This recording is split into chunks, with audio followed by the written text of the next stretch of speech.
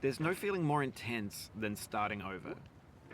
If you deleted your homework the day before it was due, as I have, or if you left your wallet at home and you have to go back after spending an hour in the commute.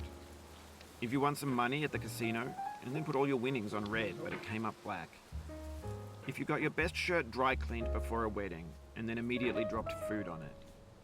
If you won an argument with a friend and then later discovered that they just returned to their original view. Starting over is harder than starting up. If you're not ready for that, like if you've already had a bad day, then what you're about to go through might be too much. Feel free to go away and come back. I'll be here. Alright, thanks for coming with me on this trip. I'll understand if you have to take a break at any point. Just find a safe place to stop and quit the game. And don't worry, I'll save your progress, always, even your mistakes. This game is a homage to a free game that came out in 2002, titled Sexy Hiking. The author of that game was Jazuo, a mysterious Czech designer who was known at the time as the father of B games. And B games are rough assemblages of found objects. Designers slap them together very quickly and freely, and they're often too rough and unfriendly to gain much of a following.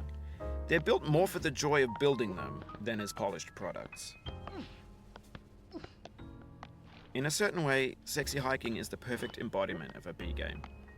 It's built almost entirely out of found and recycled parts, and it's one of the most unusual and unfriendly games of its time. In it, your task is simply to drag yourself up a mountain with a hammer. And that act of climbing, in the digital world or in real life, has certain essential properties that give the game its flavor. No amount of forward progress is guaranteed. Some cliffs are too sheer or too slippery. And the player is constantly, unremittingly in danger of falling and losing everything. Anyway, when you start Sexy Hiking, you're standing next to this dead tree that blocks the way to the entire rest of the game. It might take you an hour to get over that tree, and a lot of people never got past it. You prod and you poke at it, exploring the limits of your reach and your strength, trying to find a way up and over. And there's a sense of truth in that lack of compromise.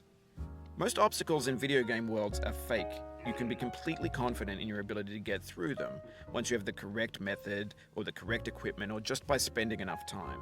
In that sense, every pixelated obstacle in Sexy Hiking is real. The obstacles in Sexy Hiking are unyielding, and that makes the game uniquely frustrating. But I'm not sure Jazuo intended to make a frustrating game. The frustration is just essential to the act of climbing, and it's authentic to the process of building a game about climbing. A funny thing happened to me as I was building this mountain. I'd have an idea for a new obstacle, and I'd build it, test it, and it would usually turn out to be unreasonably hard. But I couldn't bring myself to make it easier. It already felt like my inability to get past a new obstacle was my fault as a player rather than as a builder. Imaginary mountains build themselves from our efforts to climb them, and it's our repeated attempts to reach the summit that turns those mountains into something real. When you're building a video game world, you're building with ideas, and that can be like working with quickset cement.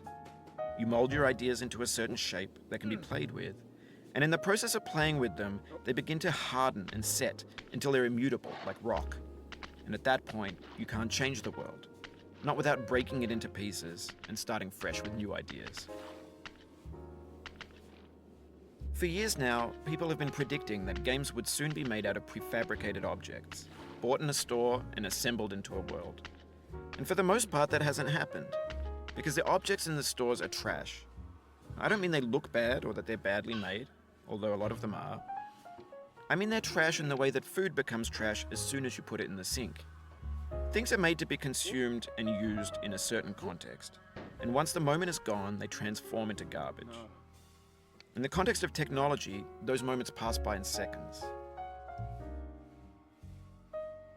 Over time, we've poured more and more refuse into this vast digital landfill that we call the internet. It now vastly outnumbers and outweighs the things that are fresh and untainted and unused. When everything around us is cultural trash, trash becomes the new medium, the lingua franca of the digital age. And you can build culture out of trash. But only trash culture. B games, B movies, B music, B philosophy.